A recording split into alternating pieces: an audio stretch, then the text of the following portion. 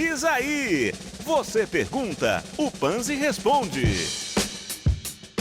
Chegando mais um Diz Aí pra você que deixou sua perguntinha, pra você que mandou o seu questionamento, sei lá, futebol, qualquer assunto aleatório, seleção brasileira, né, semana de data FIFA ou de restinho de data FIFA, volta o Campeonato Brasileiro, Cruzeiro em campo, América em campo, Atlético em campo.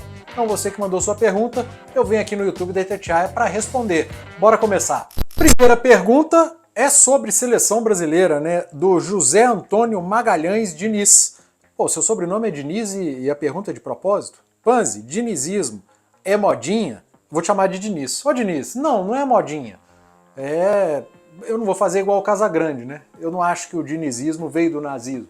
Eu acho que o dinizismo é um estilo de jogo do Fernando Diniz, que tem um modelo muito autoral, né? E isso é muito legal para o treinador de futebol. Aqui no Brasil a gente raramente vê esse estilo, um trabalho tão autoral como é o do Fernando Diniz, que passou por muita dificuldade no início de carreira, em clubes com menos qualidade de elenco, e encontrou neste Fluminense talvez o melhor elenco em mãos. E briga em Libertadores, briga em Campeonato Brasileiro, conseguiu seu primeiro título, o Campeonato Estadual, que não é lá essas coisas, mas é um título, o cara vai comemorar e tem que comemorar mesmo. Então, o estilo de jogo, né, saída de bola com os pés do goleiro, a saída e início de construção desde de trás, passando pelo goleiro, pelos zagueiros, pelos laterais, chegando ao volante, aos meias, aos atacantes, nada de jogo muito posicional, com o jogador num setor, há muita movimentação, troca de posição entre ponta e lateral, às vezes o lateral abre, às vezes o ponta abre, enfim, um jogo de muita movimentação e de muita liberdade para os atletas colocarem o seu estilo também técnico. Então isso é o dinizismo, é o estilo de jogo das equipes do Fernando Diniz, que eu repito, é muito autoral. Você bate o olho e você fala, esse time é do Fernando Diniz. E agora estamos vendo na seleção brasileira. Até quando, não sei, provavelmente até o meio da próxima temporada, ou até o final da próxima temporada, mas eu acho que até o meio, quando se encerra o contrato do Ancelotti com o Real Madrid e encerra a temporada na Europa, e provavelmente o italiano vem treinar a seleção brasileira. E aí é com o Fernando Diniz. Ele segue no Fluminense, ele segue dividindo seleção em Fluminense, só que na seleção como auxiliar do Ancelotti, a CBF inclusive deu essa liberdade para ele escolher. Então vamos aguardar. Isso é o dinizismo, é o estilo de jogo, é um trabalho autoral de um treinador, no caso o Fernando Diniz, que eu particularmente gosto muito e sou fã e torço muito para que dê certo na seleção brasileira. Se não como treinador, como um tampão até o Ancelotti, e no futuro, quando o Ancelotti sair, tomara que saia campeão, mas aí o Fernando Diniz assumindo a seleção para um outro ciclo, para o pós-Copa, Estados Unidos, México e Canadá, beleza? Bora com mais perguntinha do Ricardo Jales Oficial. Panzi, na falta do Hulk, jogar com um falso 9, quem seria a melhor opção? Você tentaria o Kardec? Ricardo, falei muito a respeito disso nessa data FIFA, né, que o futebol parou, a gente já sabia da ausência do Hulk por suspensão, então foi um dos temas de debates, né, aqui na Rádio Itatiaia ao longo desses últimos dias, e a minha opção seria o Vargas. Mas o Vargas, não tá jogando nada, quando entra em campo é uma preguiça danada. Entendo, respeito e até concordo com quem parte para essa análise em relação ao Vargas. Mas o que o Kardec, por exemplo, tem entregado de diferente do Vargas? O Kardec mostra mais vontade. Beleza, o Kardec tem 8 jogos na temporada, o Vargas já tem 31. O Kardec marcou apenas um gol, 8 jogos, a gente está em setembro. Ele tem menos de um jogo por mês, se a gente for olhar de janeiro a setembro. E o Vargas passou por momentos bons, pouquíssimos, né? Mas passou. E perdeu espaço por culpa dele, Vargas, e porque o ataque do Atlético está funcionando, né? O Pavão entrou muito bem, o Paulinho é o jogador mais decisivo do time na temporada, e o Hulk é o Hulk, pelo simples fato de ser o Hulk. Então o Vargas perdeu um pouco de espaço, o próprio Kardec acabou perdendo espaço, outros jogadores, idem. Lá atrás, antes do Atlético liberar Ademir e Sacha, eles jogavam pouco, né? O Cudê aproveitava muito pouco esses dois atletas que acabaram sendo negociados. Mas para esse jogo, especificamente contra o Botafogo, e quem sabe, se der certo, para uma futura ausência do Hulk, tomara que não aconteça, porque o Atlético ficar sem o Hulk é uma baita de uma ausência, eu acho que o Vargas é quem se encaixa melhor dentro da característica de jogo do Paulinho e mais próximo do que o Hulk faz em campo. Não estou comparando o Hulk com o Vargas, pelo amor de Deus, me ajuda aí. Mas um atacante com mais mobilidade, que sai mais da área, que tem a capacidade de arrastar mais um zagueiro para abrir espaço para o Paulinho fazer o que ele tem feito de melhor, que é atacar o espaço, fazer uma diagonal, pisar na área, finalizar. O Vargas tem a capacidade de cair pelo lado, assim como o Hulk também tem, ocupar espaço de um dos pontas. Não fica fixo, muito parado. É verdade que o Kardec também não é esse centroavante paradão, só de área, mas eu acho que o Vargas tem uma maior capacidade de se aproximar daquilo que o Hulk faz em termos de função em campo, não se aproximar em termos de qualidade e de entrega do Hulk, porque aí, pelo amor de Deus, estaria falando uma grande de uma besteira. Mas eu tentaria e daria uma oportunidade ao Vargas. Chega pro chileno, fala no vestiário, olha meu filho, é a sua última oportunidade, é o segundo jogo da Arena MRV, você vai encarar o líder do campeonato, o torcedor do Atlético tá pegando no seu pé, a torcida organizada foi te buscar numa balada, tá na hora de você meter um gol, meter a mão no ouvidinho e dar a resposta em campo, que é o que tem que ser, né? Se tem jogado pouco, entregado pouco, dá a resposta dentro de campo. E nada melhor do que um jogo desse tamanho. Então eu iria de Vargas. Agora, se no sábado, 8 da noite, quando o Cláudio Rezende anunciar a escalação do Atlético e não for o Vargas, zero surpresa, né? Não dá para chegar no microfone e falar o Filipão errou. O Filipão tá louco de não ter colocado o Vargas. Nada disso. Se ele for com o Kardec, se ele mexer na posição de um dos atacantes, o que eu não faria. Por exemplo, tirar o Paulinho da dele e centralizar. Você vai perder seu jogador mais decisivo fazendo o que ele melhor sabe fazer para trocar de posição. A mesma coisa o Pavon. Mexer na estrutura do time, abrir mão de um atacante para colocar mais um meio de campo e jogar com 2 atacantes só. Não acredito que o Filipão vai fazer isso. Para mim, o Filipão coloca ou Kardec ou Vargas. Eu iria de Vargas. O Filipão, não sei. Mais uma perguntinha, essa aqui é sobre o Cruzeiro, hein? Alisson.vieira.777, que não é a 777 do Vasco da Gama. Panzi, você acha que o Zé Ricardo vai usar a base, principalmente o Ian Lucas? Ô Alisson, até falei sobre isso essa semana aqui na Rádio Itatiaia, que olhando um pouco dos últimos trabalhos do Zé Ricardo, ele sempre gostou de utilizar o primeiro volante, e hoje do Cruzeiro é o Jussa, para iniciar a construção, ajudar ali com a bola nos pés, para fazer a saída de bola, às vezes fazer uma saída de 3, ou quando não faz essa saída de 3, esse primeiro volante se aproximar dos zagueiros, buscar essa bola. O Zé Ricardo, nos últimos trabalhos, sempre buscou um primeiro volante com mais qualidade, com a bola nos pés, no passe, uma bola longa.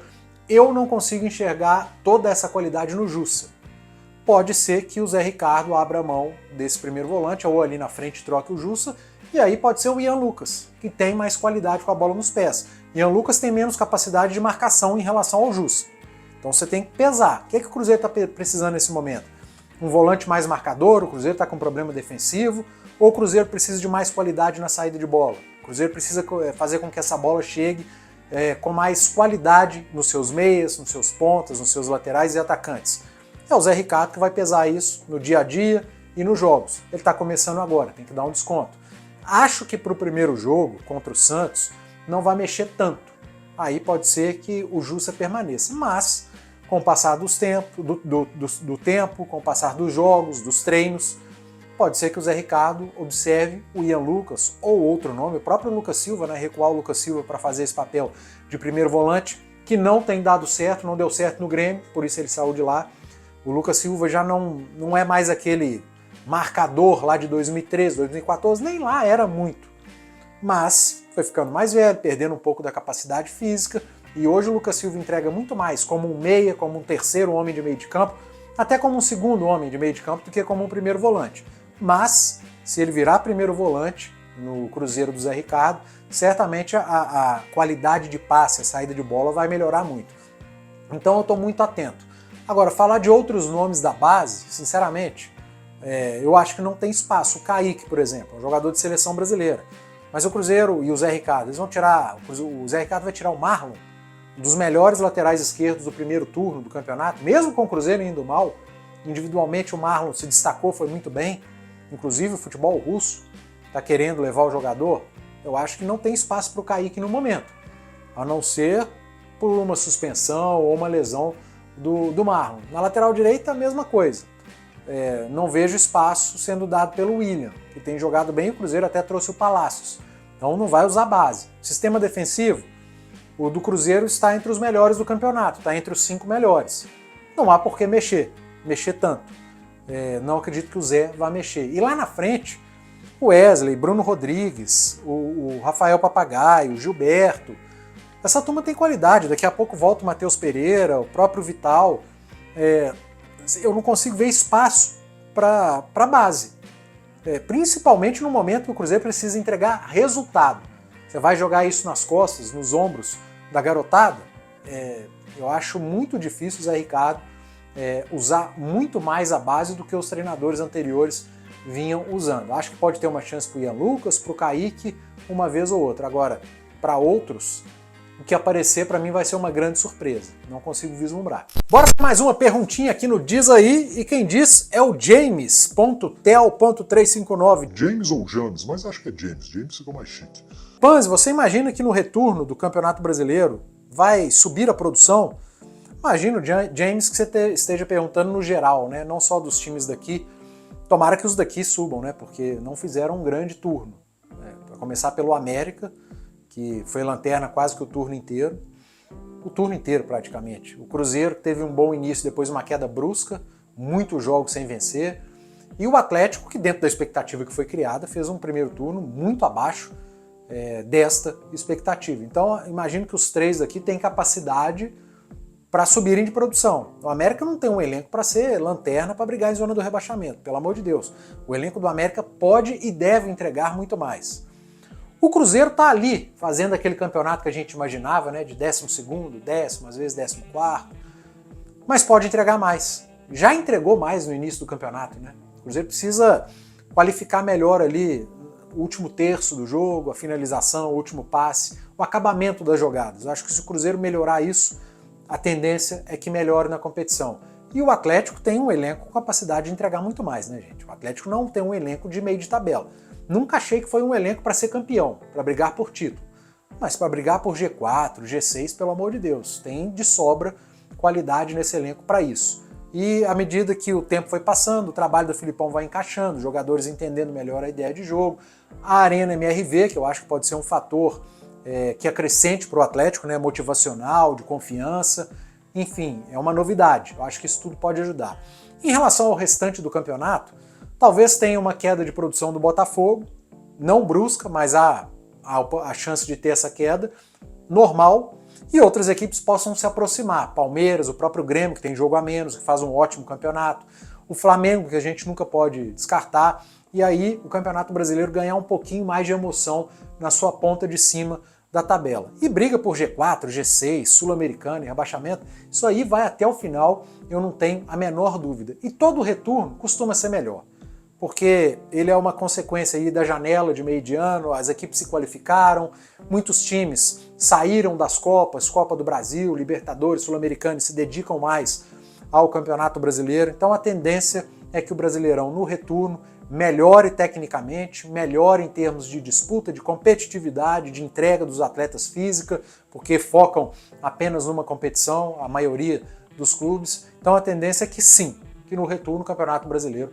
melhore tecnicamente e fisicamente também, porque é o foco da maioria dos clubes. Perguntinha do Daniel Silva 919. Boa tarde, Panzi. Nosso América... Nossa, é bom. Nosso América tem boa administração, estrutura, bom time. Por que tá lutando na zona de rebaixamento? Ô Daniel, quando a bola rola dentro das 4 linhas, não tem estrutura, não tem administração. Aí é muito dos atletas, né? E o América de 2023 manteve uma base, manteve a estrutura de 2022, que foi uma boa temporada, a comissão técnica do Wagner Mancini, e chamou atenção, quando começou o Campeonato Brasileiro, a queda de rendimento, né? Principalmente do sistema defensivo. O América é uma equipe que toma gol à torta e à direita, todo jogo toma 3 gols, 2 gols, 4 gols. E se você toma essa quantidade de gols, para vencer jogo é muito difícil, cara. Você toma 2, você obriga o seu ataque a fazer 3. Você toma 3, obriga a fazer 4. Então fica muito complicado. O América entrou numa espiral aí de derrotas, de sofrer muitos gols. Wagner Mancini não deu conta, não conseguiu arrumar esse sistema defensivo. chegou a ponto de começar a jogar com o time reserva, e aí o time reserva ganhou 2 jogos, virou o time titular, aí perdeu 3 jogos, voltou o time que era titular e misturou tudo. Ele acabou perdendo o elenco e foi demitido, mandado embora. Chegou o Bustos, e aí tenta, da maneira dele, principalmente fator motivacional, recuperar a confiança desse elenco, que eu repito, não é essa desgraceira toda no caminho da feira, como tem pintado o América no Campeonato Brasileiro, e nada melhor do que vencer jogos. E o América conseguiu já 2 vitórias nesse retorno, e quando a vitória aparece, a confiança vem junto. Então tomara que essa confiança faça a diferença no retorno, o América consiga emendar bons resultados. Quando eu falo bons resultados, pela situação do América tem que ser vitória, não pode ser só empate, não pode ter uma sequência de empates. Ajustar o sistema defensivo, tem jogado ali com 3 zagueiros, quando joga com 2, um dos laterais faz o papel de um terceiro zagueiro. Ficou uma defesa um pouco mais sólida, mais consistente, passou jogos sem sofrer gols, aí tudo fica mais fácil. Agora, o América estar nessa situação, eu jogo a culpa, entre aspas, porque futebol é coletivo, tá todo mundo envolvido. Mas eu acho que os principais responsáveis são os atletas, os jogadores e um pouquinho, uma boa parte da parcela também da comissão técnica anterior do Wagner Mancini, que foi se perdendo ao longo da temporada. Mas ainda há tempo.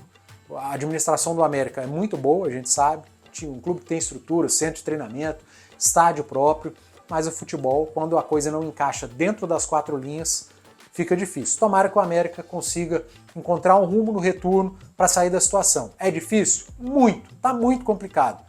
Mas tem tempo e o elenco é capaz de sair dessa situação, sim. Bora para a perguntinha do Aldair Silva 432. Parece quase um sistema tático, 4-3-2. Tá faltando um jogador. Não tá faltando um jogador, não. O outro seria o goleiro, óbvio. Não, tá faltando. 7, 9. Fiz humanas. Eu fiz humanas, péssimo de conta. Então tá faltando, não é um esquema tático. Aldair, vamos ao que interessa, a sua pergunta. Viajei. Qual camisa 9 ideal para a seleção brasileira? Cara, eu acho o apelido que deram pro Gabriel Jesus maravilhoso, que é Gabriel Jejum. Espetacular o apelido. E eu gosto do Gabriel Jesus, tá? Na seleção, realmente, ele não vive um grande momento. Nas 2 Copas que ele disputou, foi muito mal, mas é bom jogador. Richarlison também não passa por um grande momento, mas é bom jogador. Mas eu, Edu Panzi, tentaria Pedro, do Flamengo, e Vitor Roque, do Atlético Paranaense / Barcelona. Acho que a gente precisa dessa renovação. São jogadores com características diferentes. Vitor Roque, uma explosão, uma força física espetacular, o Pedro um posicionamento de área, jogador com boa bola aérea, protege bem a bola. São 2 ótimos nomes que atuam aqui no futebol brasileiro. Você não precisa abrir mão do Richarlison, do Gabriel Jesus, mas eu acho que passou da hora da seleção brasileira dar mais oportunidades a esses 2 atletas, tanto o Pedro e principalmente o Vitor Roque. Estou apostando muito no Vitor Roque para a próxima Copa do Mundo, para esse ciclo de seleção brasileira. Eu acho que o Fernando Diniz tem o perfil para, ali na frente, começar a dar oportunidade para esses jogadores. Então, os meus camisas 9 para a seleção brasileira nesse ciclo, eu tentaria, me esforçaria um pouco mais com Pedro e principalmente com Vitor Roque. Aquela perguntinha aleatória, né, que eu particularmente gosto muito, do Eu Gustavo Reis. Foi ao show do Maroon 5? Pretende ir ao show do Paul McCartney? Ô Gustavo, não fui ao show do Maroon 5 e do Jota Quest. Você não perguntou, mas também não fui no show da Ivete. E foi quem? Jorge Mateus? Foi. E Jorge Mateus também não fui. Não são muito a minha praia. Ivete Sangalo eu já gostei mais, em outras épocas. Me dava muito bem nos shows da Ivete Sangalo. Legal! Bem louco! Maroon 5 não curto muito. Agora Paul McCartney, isso já tá comprado. Já tá reservado o dia.